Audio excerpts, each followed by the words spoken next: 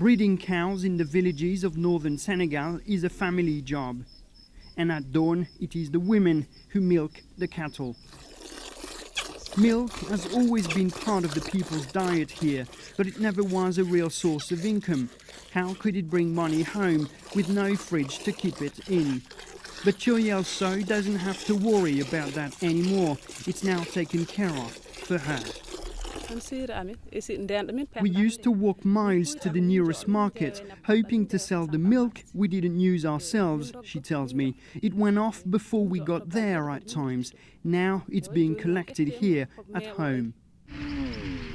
This is what changed these herders' lives. La Laiterie du Berger, or the Shepherd's Dairy, is collecting milk from about 800 farmers in the region to produce its yogurts.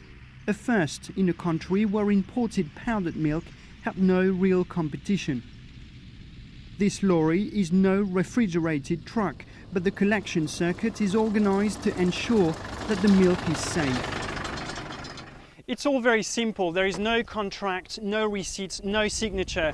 All these herders have is a churn with a number on it, so their outputs can be monitored back at the factory, and they will be paid at the end of the month.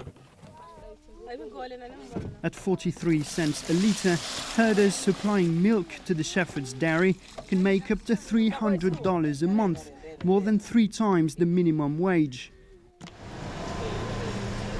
The competition is fierce and powdered milk remains king. But the growing demand in China, India and other Asian countries means that the price of the white gold is increasing. This is good news for us because in the same time we are improving our milk collection system. So at the factory the price of milk is getting more and more competitive. Within 3 years it will be a competitive advantage to have local milk versus powdered milk.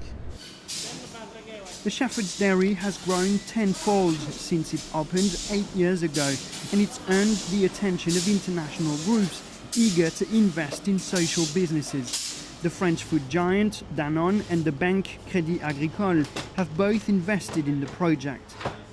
But Senegal is lagging behind. With 5.5 million cattle, about a third of the population lives off livestock. And yet, most of the local milk production goes to waste. During the rainy season, from August to October, milk production is even too high for us to cope.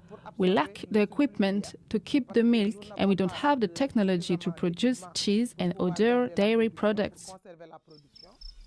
The government says it wants more industrial companies to buy from local dairy farmers. But for now, investors are largely on their own, and very few herders are lucky enough to sell their milk. Thomas Fessy, BBC News, in northern Senegal.